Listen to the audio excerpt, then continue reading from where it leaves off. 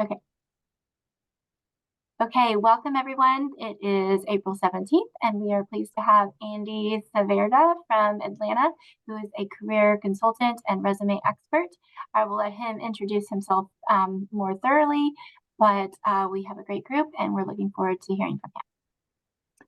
Tracy, thank you very much. I'm excited to be here, and thank you all audience members. Good afternoon. Hey, you know what, Andy? I'm so sorry I'm going to interrupt you right away. So I always pray Sure. before I start the recording for good reason. Absolutely. But Prayer is guess what? important. Yes. I'm going to just go for it on the recording. Okay, Father, Son, Holy Spirit.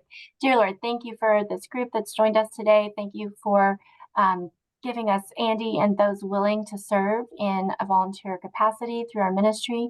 We ask that you grow our impact and that you just be with each of us as we're on our own journeys, seeking your will and exploring our own talents, figuring out how best to apply and communicate those talents to get the right job and the right fit in the right culture for us.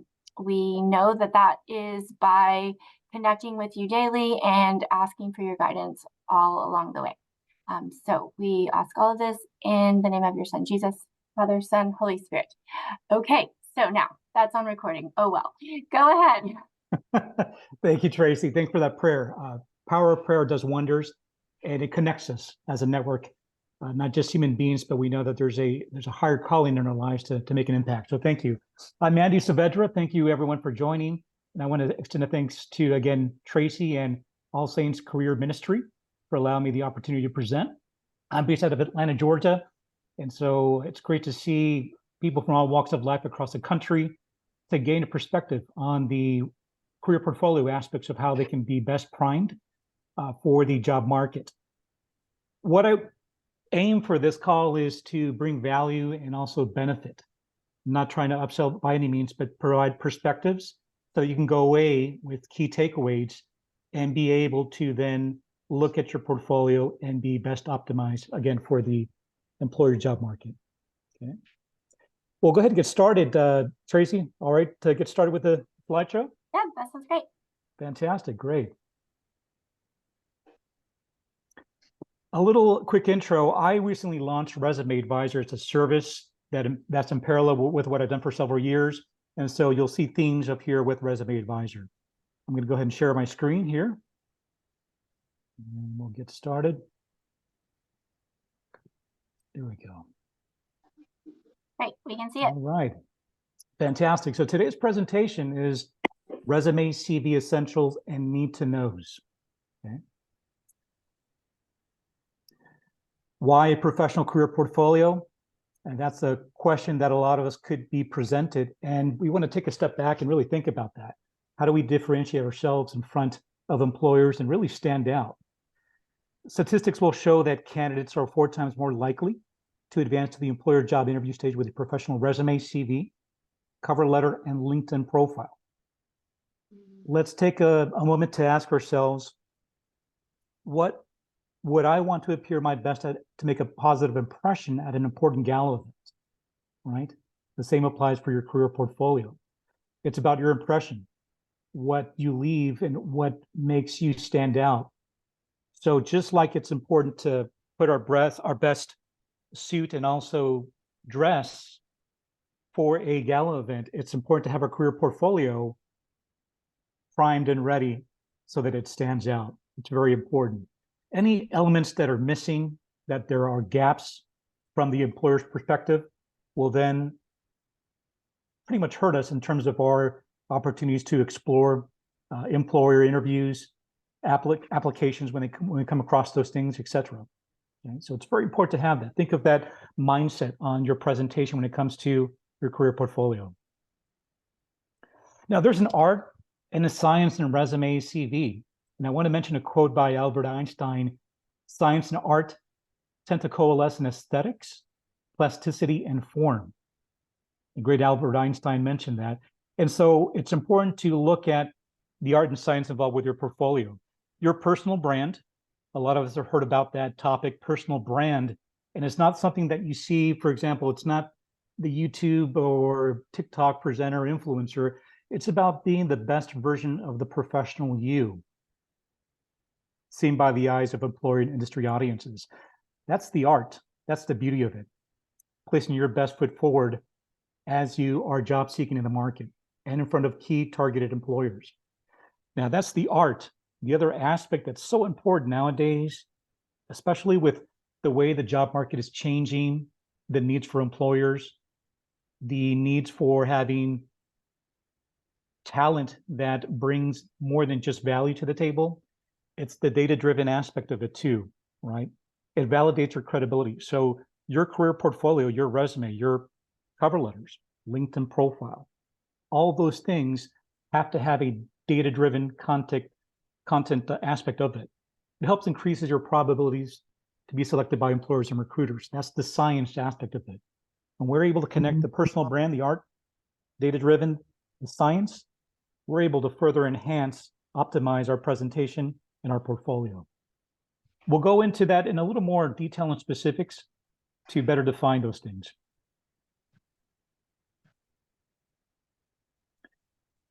Now, raise your hand if you have heard of applicant tracking system, ATS. Okay, I see some audience members who have heard that. Obviously, there are some that have not, and that's perfectly fine. This is the purpose for our presentation. So ATS, applicant tracking system, what is it? It's algorithm technology software used by today's employers and also recruiters to scan resume, CV, cover letters, and or LinkedIn profile keywords.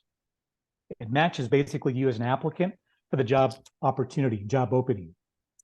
And this is where it's so important, compliance. We've heard of, hopefully all of us have heard of compliance in our industries, in our jobs. It doesn't matter which industry we've been in, compliance, when we hear compliance, is being able to meet certain prerequisites, right? In all aspects of our career, as well as duties, functions, roles, responsibilities.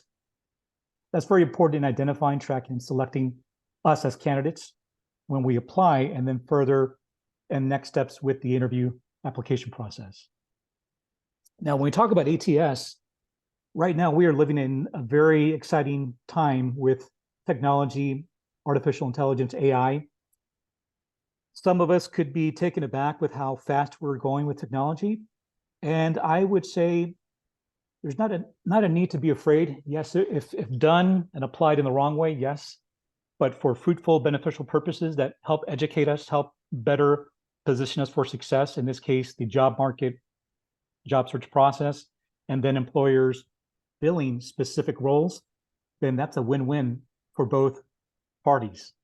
AI is really innovating today's selection process in ways that match top candidates for job opportunities, ways that we have never thought of before. So I'll give you an example.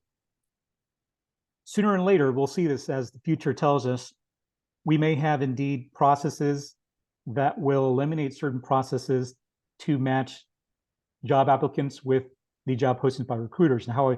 And to elaborate more on that, it's going to help make things more faster, more efficient. We may see sooner than later an instant job candidate qualification, assessment, and job offer, all through hopefully real time with AI involved, where it helps match that candidate. The future looks very bright. Now, where does the human factor fall in? Would we be compromised? Do we see ourselves out of that role in influencing? Not at all. In fact, human influence is going to be very important with AI, as it is right now. And it'll prompt us to actually want to learn, refine our skills, abilities, so that we can utilize AI in today's job market and leading into the future. So AI is very important. Again, it'll help us refine who we are as candidates and be better prompted. Where to begin with my resume CV? This is a common question across the board. It doesn't matter what part of life you walk from, your background as a career candidate, it can be a very daunting challenge. And if you've been online to look for expert advice, you'll, just like Tracy mentioned, there are different opinions out there, different perspectives. What I like to always promote is that you reach out to various expert opinions, cast a wide net so that you have resources that you can refer to, hear from, and be able to compare. If you see parallels at the end of the day with, say, 5 different resources, say, for example, Tracy's expertise, mine, 3 others, we may have different approaches, different spins on how we approach the career portfolio aspect of how to put everything together. But if you see parallels that do match at the end of the day, those are good positive signals. So what I encourage candidates is to cast a wide net, reaching out to professionals for opinions. We can have family members and coworkers and colleagues give us opinions. But again, get those expert opinions out there. So I've listed the proven steps for today's market based on what has been effective from a pattern standpoint in recent times. Use sensible formatting. Time and time again, I'm sure Tracy has seen this as well, where we see resumes that are not properly formatted. And it's so important to format appropriately when applying online and for employers and recruiters. We'll get to formatting in the next couple of slides, but that's very key. The second portion is quantifying your achievements. One thing is to say that you have improved X area of Y area in your business, in your position, in your role, but how do you prove that? How do you quantify that? And this is where it's so important to add elements of numbers, add also tangibles in your achievements, right? When we look at a resume and we put what's below an employer history in your role, what not necessarily is your job function, but what you've done to make a difference in your role, you have to quantify those achievements. We'll get to those also in detail. Some of us may not have had vast employer experience, or we've probably been with one employer for a very long time. That's fantastic. That's great. Now, we may see areas that we want to fill, right? And perhaps we've put so much information that's quantifiable, but we see gaps in terms of space in our resume. That's where we can fill with value adds. Or say you're a candidate who's coming fresh out of college, university, and you're just starting your career. You want to put value adds in there to compensate for lesser experiences. And this could be also the opportunities where you've had to work outside. You can have internships as well, where you participated as a member volunteering, that volunteer experiences that are relevant to what you want to aim for as a candidate moving forward. Okay. Think from the employer's perspective. That's so huge. All of us, from time to time, we may have seen things through our own lenses, our own eyes. But the power of all this is when we see ourselves from the employer's perspectives and what they're wanting to see for a top candidate, right? They're wanting to select the top candidate that brings the most value. Key things that they're wanting to see based on the job posting, right? If there are missing elements in one's career portfolio resume that has no relevancy to the job posting, that's not going to create much of a strategy for success when applying and then hopefully getting that interview. So think from the employer's perspective is very important. Lastly, it's championing your authenticity. You want to be true to yourself in your process to look for employment, in partnering with job recruiters or search firms, which I highly recommend you do, so that you have those organizations, those representatives working for you versus you being by yourself out searching for jobs. You can certainly do that, but you want to team up with as many professionals that can help you hone in and get you interviews in the door. Championing authenticity, I'll give you an example where it's not the case. Time and time again, I've seen candidates where, for reasons that could be for desperation, they're willing to work in any type of position field. They'll apply for jobs of interest and they'll match or put anything they see in that job posting description to think they have a higher probability. But what happens is they may not be qualified for that position. They may not have all the prerequisites. They may not have all the requirements for what the employer is looking for. So championing your authenticity, you want to be true to yourself in what you're going after.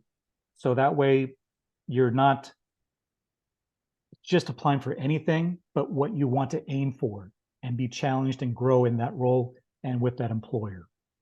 Okay. Now, we did prelude or did discuss a preliminary topic about the types of resumes and et cetera. I believe, Tracy, you had mentioned about targeted or functional resumes.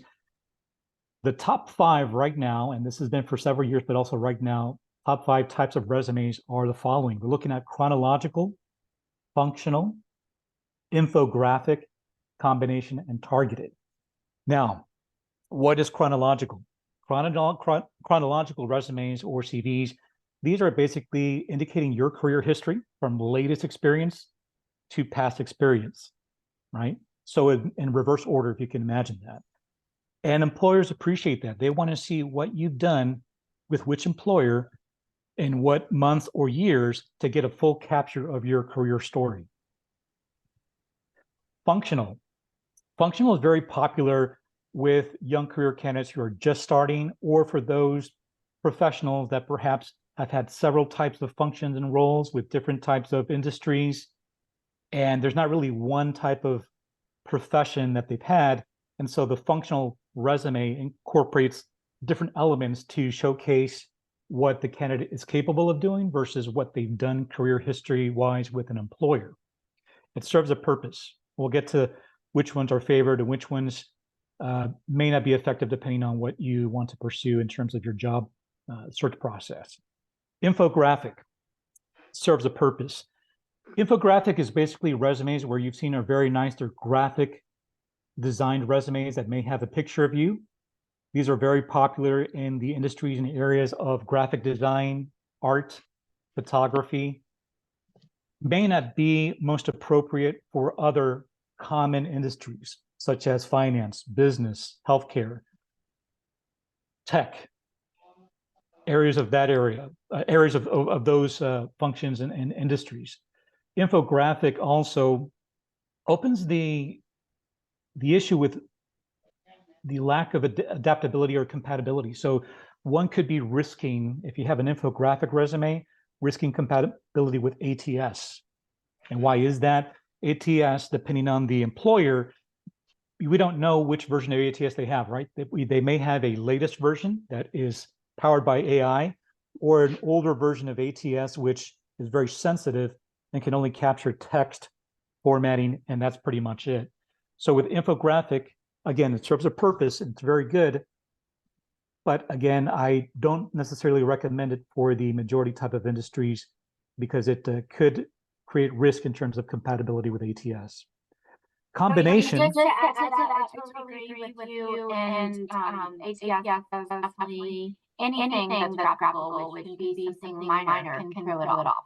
I think they're getting better, right? And it's gonna maybe not be as thrown off. The times where I think an infographic resume makes sense is if you're in a creative role, such as marketing, architecture, something like that. The more creative types are going to be more sensitive to having that. So if you were taking a resume to something or someone, or even having like a bio sheet, then you definitely want it to be a nice one-page, really beautiful format. But for most of the time that you're applying online, they're going to go into resume database and it won't read all the pictures as well. So just was add that. Spot on, Tracy. Thank you. Thanks for further adding to the content there. Absolutely. Just like what Tracy had mentioned. Moving forward is combination type of resumes. And these are basically what is described, combination. You can have chronological with a combination of functional.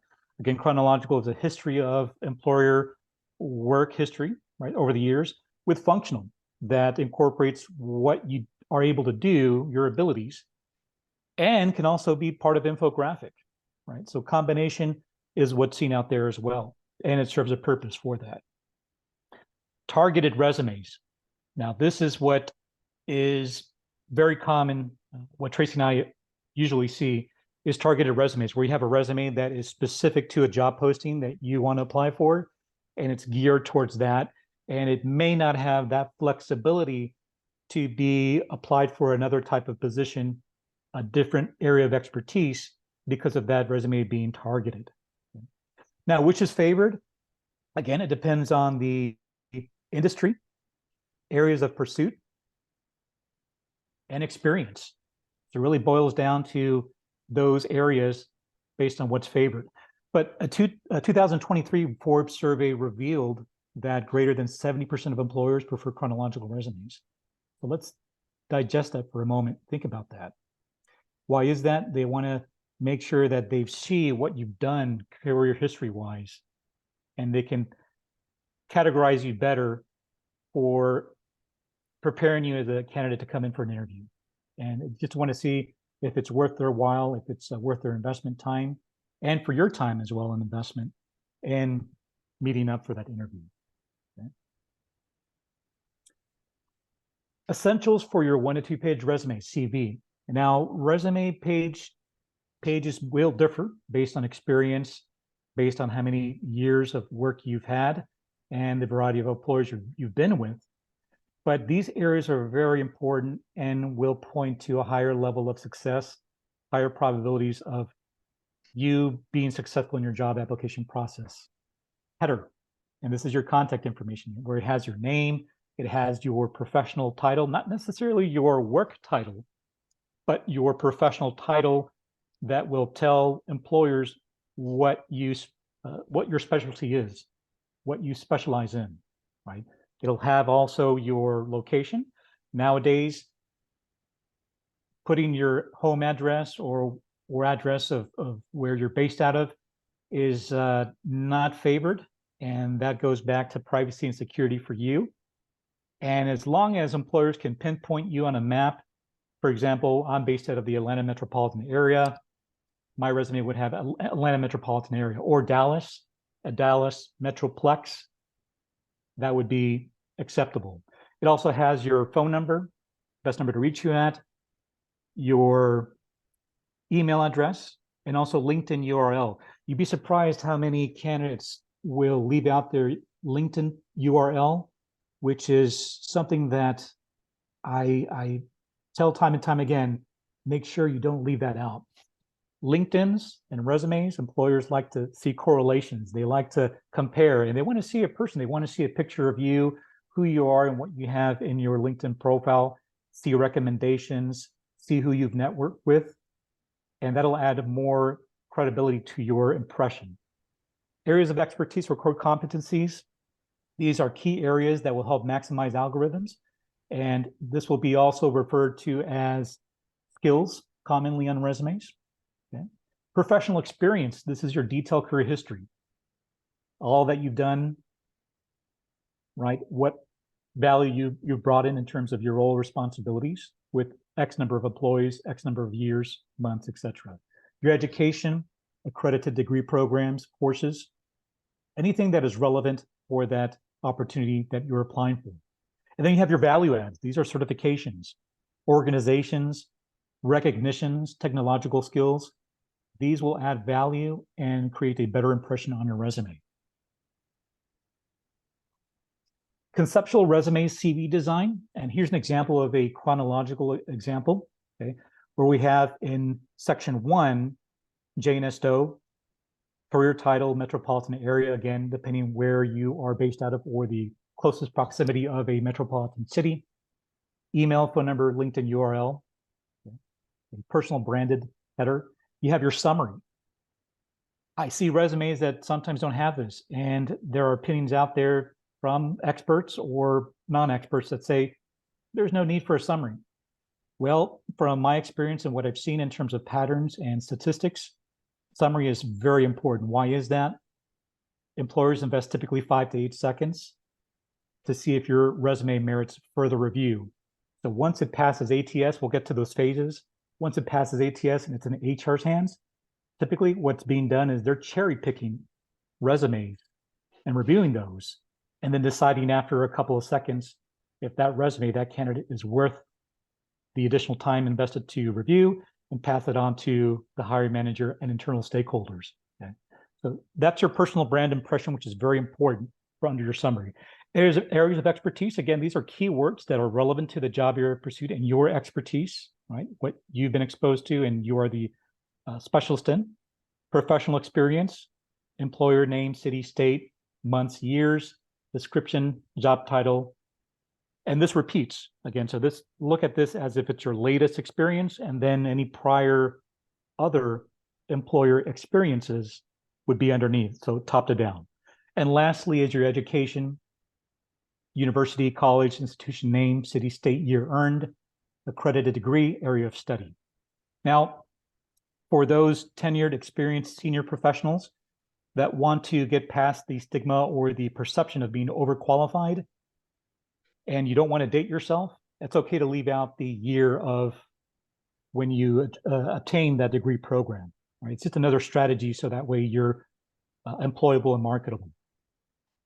Now, if you have an interest to pursue different areas of jobs, and you're thinking, wow, I can do 5 jobs, 8 jobs, I want to cast a wide net.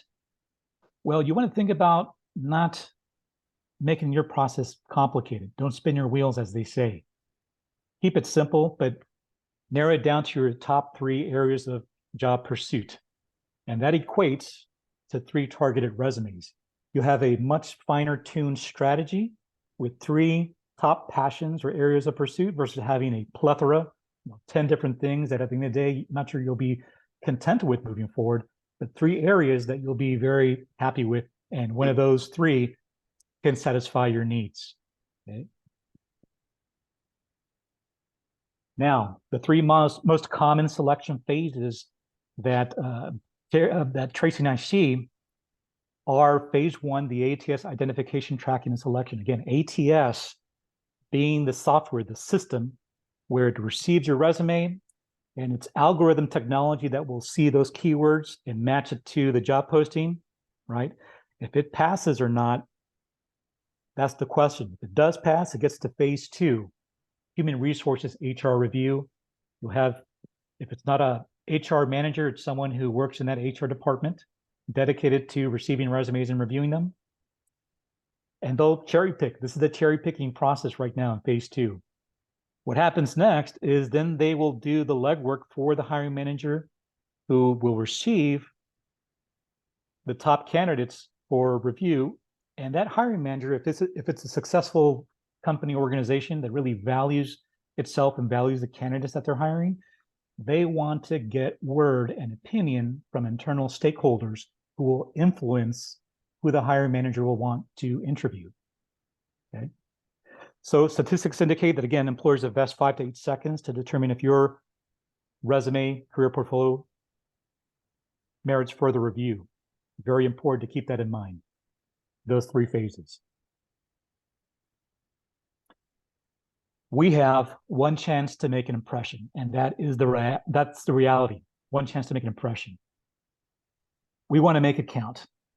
And I put a statistics here to put things in context. Nearly 75% of job applicants do not pass ATS. That is a reality. Of the 25 who do, only the top 20% are vetted and hand-selected for interviews by employers. And so to further explain that, a scenario is if you had 100 applicants for a job posting with an employer, 25 candidates are usually vetted and hand-selected, and then you have 5 finalists to choose from at the end of the day, one outcome, and that is the candidate has been selected. A very realistic scenario right now. So you want to stand out. There's hundreds of competing candidates who are applying for the same job role, and what really makes you stand out as a top choice. Now, keep in mind that AI is a fantastic and powerful tool today. I encourage everyone to explore AI, but use best judgment, because there's a flip side to it, right? As much as it can help put together a generic format of phrases, verbiage to help us then further fine-tune our resume or career portfolio cover letter, successful employers and recruiters can utilize AI to authenticate job applications and resumes. So again, it's very important that you use best judgment. Okay, that's the irony right there. And think about it this way: everything digital that we do, that we create, has a fingerprint. So as AI gets smarter and you have more successful employers, recruiters utilizing AI, they'll backtrack it and see a digital fingerprint to determine if it's a real person doing this or something else beyond that. Something to keep in mind. I want to thank everyone Tracy again, and All Saints Career Ministry. I want to welcome Q's and A's from the audience members, and Tracy and I will be happy to address those questions. Okay, first I want to see if y'all can hear me. Is this better? It's probably worse. Tracy, from my end, my perspective, I hear an echo. I'm not sure if that's me or if everyone else Nope. can hear that too. I was trying to see if I could do it better from my phone. So I may not be the best moderator. Davina, are you willing to take that on? Sure, I'll do that. No problem. I do have a repair guy in my living room, so I have to step away. I'm going to put it on mute. Are there any questions for Andy? Andy, I actually think we had several questions come in on the chat, so maybe we start with those. Fantastic. Yeah, let's have at it. Absolutely. Come back up here and find one. First one, do you recommend a cover sheet or just a smaller update on LinkedIn? That's one. Fantastic question.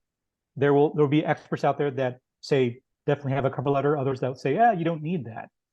What really determines if you need a cover letter or not is if we go on a job posting and we see the option to upload not only a resume and cover letter, that is a positive signal to upload a cover letter.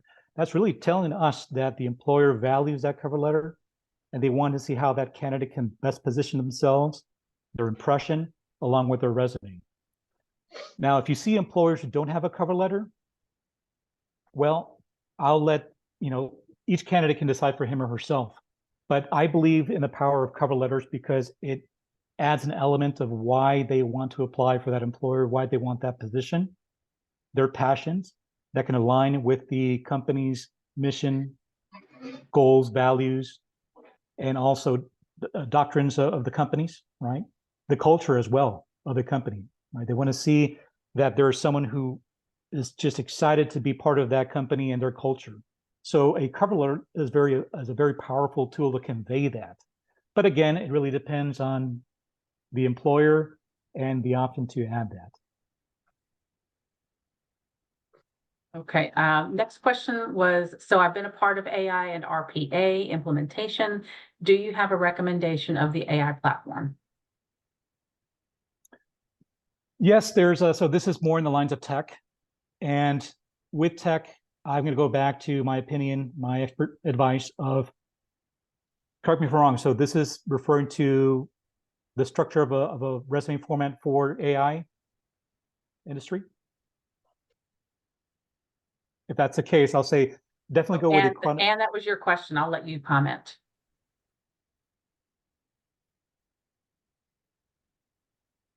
If Ann can further elaborate on that, just to make sure I understand the question and then address that appropriately, please. So feel free to elaborate. Yeah, I'm sorry, I was on mute. So as we think about AI and RPA, is there a particular platform that you would recommend? So when you think about AI and going in through verbal communications, voice recognition, facial recognition, and platforms for scheduling interviews from an RPA perspective, is there any platform that you would recommend? Thank you for elaborating. I understand the question better now.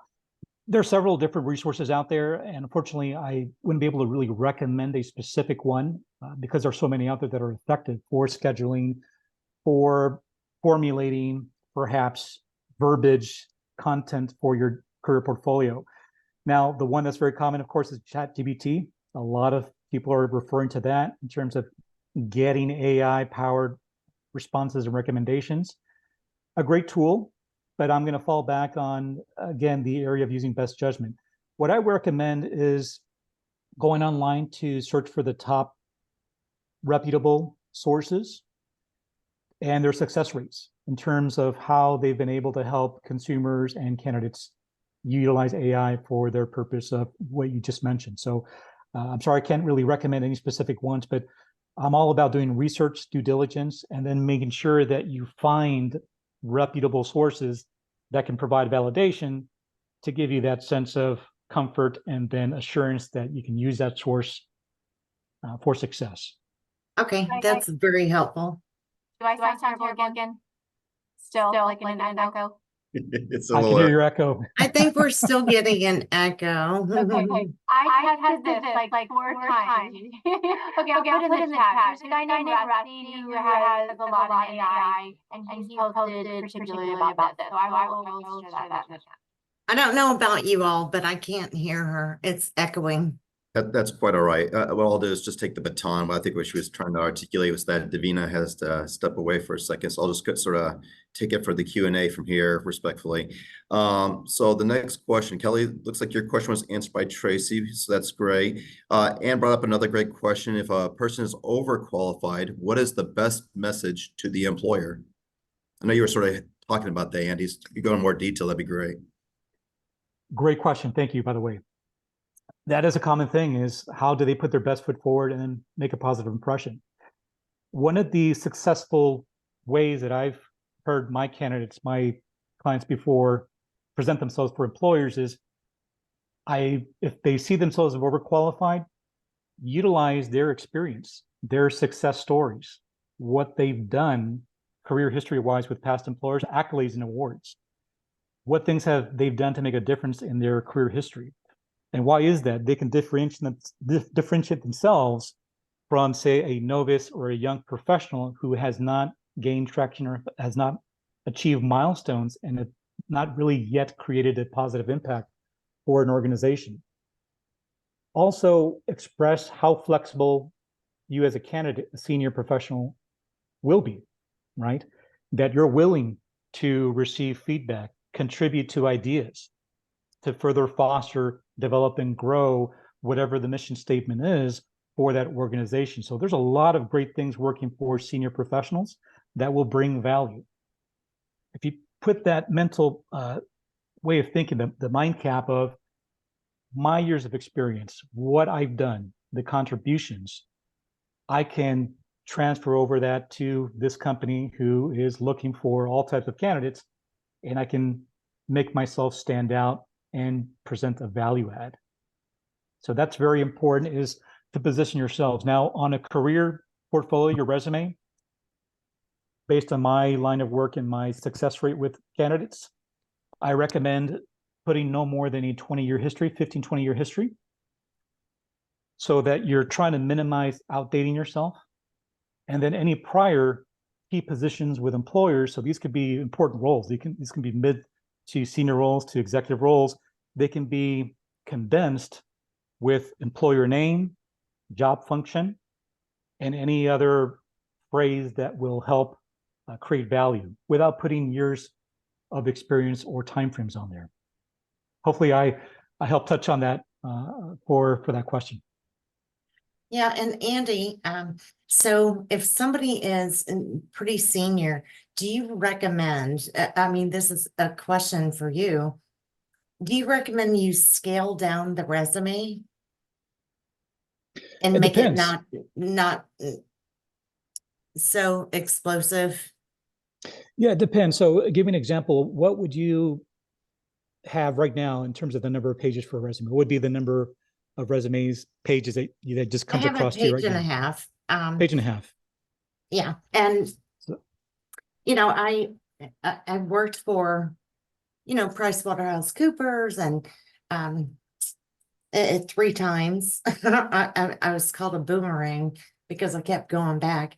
And then I did some contract work right after COVID. And so it looks, pretty bad with the contract roles, but I was just doing what I could do. And I'm just wondering, should I parse this down much smaller?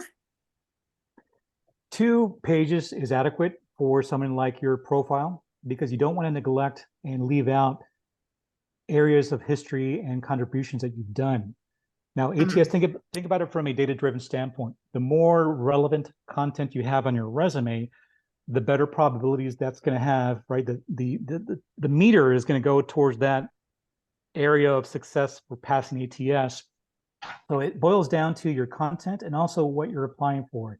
So don't leave out necessarily the other contract roles, but really put that resume so it's focusing on the position you want to apply for, and then you can add those value adds with contract role experiences that can translate to also what value you can bring for that employer in that position.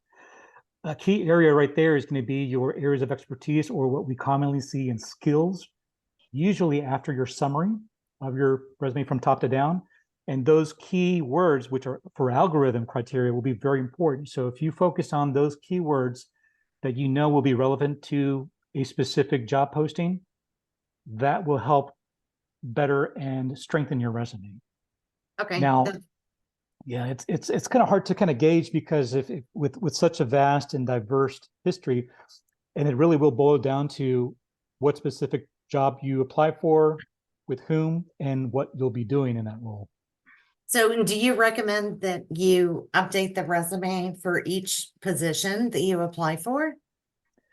I highly recommend that without spinning one's wheels, as they say.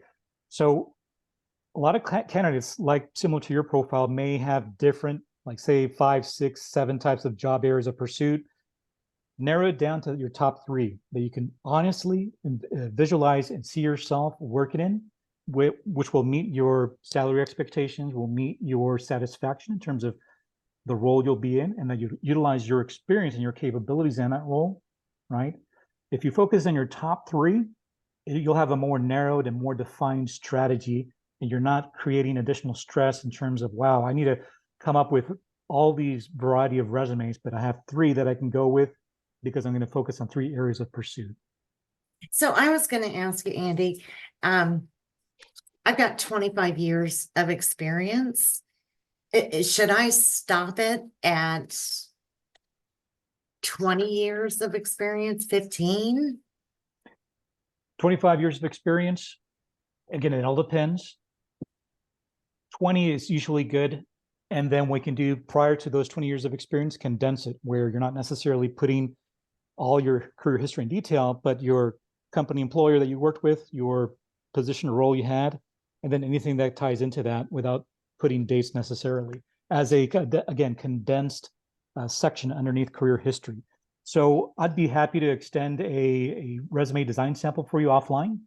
Just reach out to me. Oh, that'd be awesome. Thank you. Absolutely. Absolutely. I'll be more than happy to do that for you. Okay. And just to interject here respectfully, the one thing that Andy, I think, is emphasizing in this point, team, is there is no cookie cutter way of doing this, right? The important piece of this is that, and this is why he's helping you by talking to 3 specific jobs. But the point of the matter is that, as you're tailoring your resume for that position, don't forget that ATS or that HR is going to vet through it. And if you're sort of tailoring away from that, you're going to lessen the opportunity of you being actually interviewed for the opportunity with the hiring manager. So again, real quick here, there's a lot of questions here. Respectfully, I want to make sure I get to a lot of these questions. I know we're running short to time. We got 3 minutes left. Respectfully, 75% failure rate with ATS seems to point to other avenues in the job search, like networking as a more effective way to job search. Resumes, of course, needs to be ready. Cheryl, do you want to go into any more detail than that, or? I wanted to ask Andy a question, please. And this is Connie Mickle. I've been trying to get to be able to get a question from him. Is that okay? Absolutely. Okay, great. So on my resume, I have 4 jobs that are no longer in business. And so do I keep them on there, or do I mean, because at one point somebody had said, every single one of an employer, every single one, I need to have every single one, I need to have all your supervisors and blah, blah, blah. And it's like, okay, well, I have 4 jobs that are no longer in business, so I can't do that. So is it okay to leave it on the resume, or should I just take them off? Fantastic question. Thank you. It all depends. Have these past employers, have they been bought out by another organization or company? Two of them have, yes. Okay. So it's important to indicate in your career history, not extract or leave them out, but keep them on there. Include the current name of the company, and then in parentheses, formerly whatever company name it was under. Okay. Because then you'll have employers be able to refer and understand, okay, yes, this is ABC company, formerly IGF company, right, in parentheses, and they'll be able to fine tune that. Here's an example too, is where you have, you'll have, for example, AT&T or Bell South. I think some of us may remember Bell South here, at least in the Southeast. Bell South was prominent in, gosh, until the 90s, early 2000s, I believe, and was purchased by AT&T. But if you were employed during the Bell South era, you certainly want to put AT&T, formerly Bell South, right? Thank you. And you're welcome. Now, for companies that perhaps have gone under and they were not purchased through acquisition and they no longer exist, certainly keep them on your resume. And if an employer asks, tell me about this company, I've never heard of it, you can then segue into discussion or conversation at the point of interviewing and say, yes, well, this company is no longer in existence, it's defunct, or it's went out of business. Unfortunately, it no longer operates. And at that stage, they'll understand that topic. Thank you very much. My pleasure. Mhm. Okay. Any other questions, please? With the permission, Andy, can I just add just 2 or 3 points here? Maybe you could follow up on those things.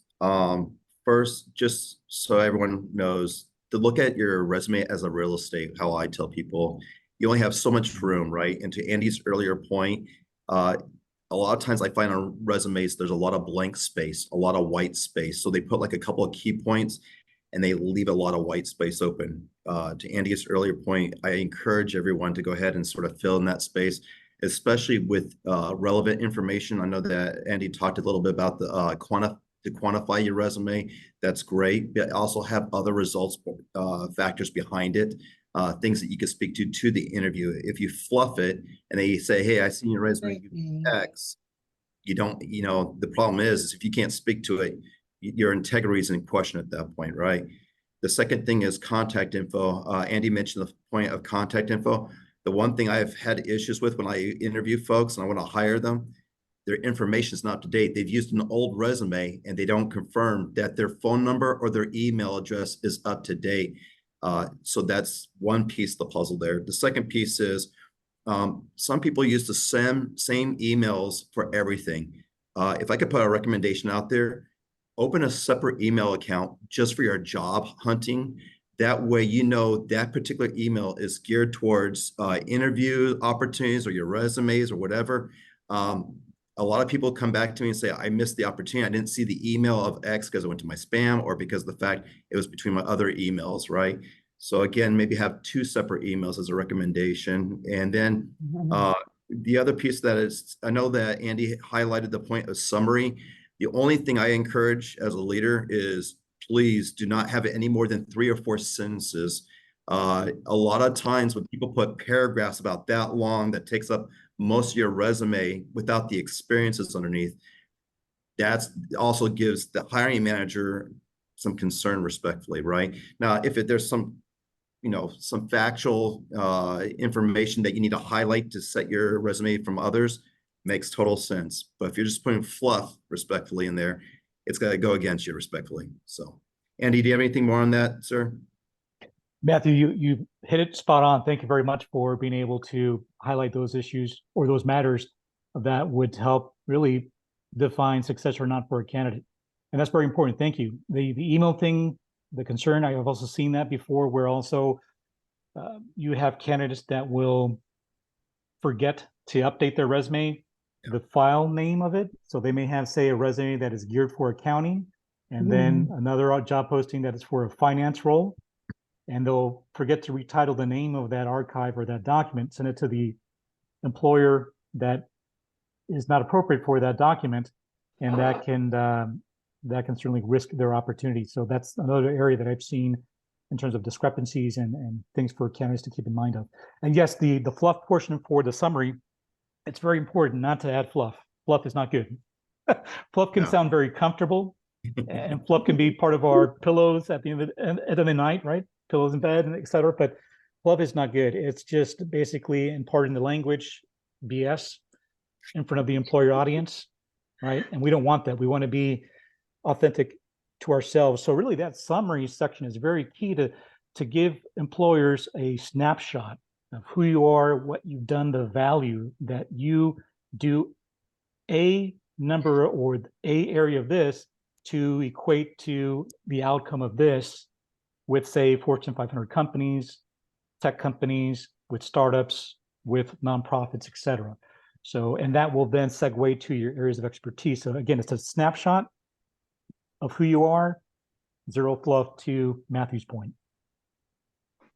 If I could add one other thing, and thank you, sir, I appreciate that. And one other thing, the one question in here, which I do see from time to time, is references. Do not add your references to your resume. They eats up space unless Andy feels something different from his perspective. You can put a footnote down below saying references are available upon request. And that way they know that you're not trying to hide it. But I've seen a lot of times opportunities that you could be selling yourself. Again, this is to Andy's earlier point, this is your time to sell yourself. If you fill the second page full of references, you've taken away an opportunity to sell yourselves. Just enough way. Yeah, Matthew, and that's very helpful, Matthew. Perfect Good last alignment, Matthew. Yeah, No, thank you. absolutely. Andy, you've been phenomenal. I know we're at 5 minutes past the time. I'll be respectful of everyone's situation. Are there any last minute questions here before, I'll be respectful of Andy's time here. Is there any last minute questions that's needed at this point where you have Andy's attention? Yeah, I do have one last minute question. Do you have any job openings? As far as what I do, what I specialize in? Well, I'll do Or do- anything. Well, right now it's to give you a straight up answer, not necessarily, but if the question also entails that if I help candidates find jobs, right now that's not an area of expertise that I used to be an executive recruiter, so I know the ins and outs of that. But I do have connections. I have networks. So if you want to connect with me on LinkedIn, we can start a conversation there and then see where it goes. I will. Thank you. My This pleasure. has been just a great informational session. So I Great. thank you and God bless you. Thank you. God bless you as well. Again, the whole purpose of this is to bring value, benefit, and perspectives. This whole process can be very stressful, right? Especially if we're in the job hunt and we're unemployed. We have food to provide for our families. We have bills. We have our homes, mortgages to pay or rent. It can be very frustrating. And so the important thing is have a strategy that is effective, has probabilities of success, network. Don't be shy to present yourself and to network with people that are within your areas of industry, areas of expertise. Also gain perspectives from experts like Tracy and myself. Cast a wide net, get different opinions out there so you can hear if there are parallels. If you see things that are dramatically different, you want to question those things. At the end of the day, determine if there are vetted, confirmed processes that have been successful for job searching, right? For strategies. And the other thing that helps put everything together is faith, right? There is a purpose for each and every one of us. And so God has a purpose for us. And if it's either to help each other out, if it's our abilities and our talents, it goes towards something, a purpose. So remind ourselves that we are each a wonderful creation. We're by design. There's a purpose behind everything, small or great, and that God has a purpose for you in this life, on this earth, on this planet. Thank you. Andy, I know Tracy would probably say this if she could get on without, the full IMAX, stereo sound there, but just want to say thank you very much for your professionalism and your wonderful insights. I think this has been phenomenal. As you've heard, many people have lauded you, and we just want to say thank you very much. If anyone needs to reach out to Andy, if you do not have his contact information, please reach out to Tracy. She'll be happy to work with you on getting his contact information. If you have any questions relating to resume building or anything along those lines, again, reach out to Tracy or Andy. They're there to support you. In the meantime, I wish you all a wonderful day. God bless. And Andy, thank you again, sir. God It's been my bless pleasure. all. It's been my pleasure. Thank you so much. Again, thanks to Career Ministry Counseling and Training with All Saints Career Ministry, all to the members out there. If you have any questions, reach out to me or Tracy. Again, I look forward to connecting you with via LinkedIn, so don't be shy. Thank you. Okay. Sir. Thank you. Y'all have a great blessed day. afternoon, everyone. Thank you. You as well. Bye-bye.